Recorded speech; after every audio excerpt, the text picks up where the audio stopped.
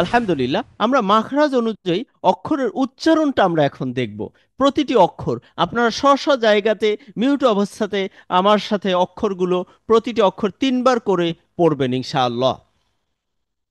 তাহলে মিম অক্ষরটি কোথা থেকে উচ্চারণ হয়? মিম অক্ষরটি, আমি এখন অক্ষরটা আপনাকে দেখাচ্ছি, অক্ষরের উচ্চারণটা আপনাকে শো করছি। অক্ষর শেখানো প্লাস অক্ষরের উচ্চারণ। তাহলে মিম অক্ষরটি উচ্চারণ হচ্ছে ঠোঁটের, ঠোঁট থেকে দুই ঠোঁট, মা, মা, মা, মা। এখান থেকে যখনই মিমটা বলছি তখন নাকের ভিতর থেকে একটি সাউন্ড যাচ্ছে গুনগুন করে। এই অক্ষরটির নাম হচ্ছে মিম। এর উপরে ফাতহা দিয়ে যখন পড়া হয় বা জবর দিয়ে, মিম জবর মা।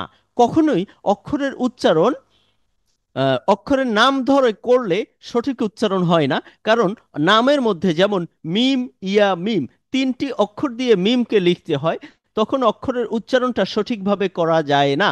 তো যার কারণে আমরা সকল অক্ষরগুলোকেই ফাতহা তথা জবর দিয়ে আমরা করব ইনশাআল্লাহ। তাহলে মিম জবর মা।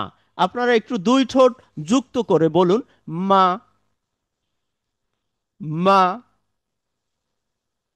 মা।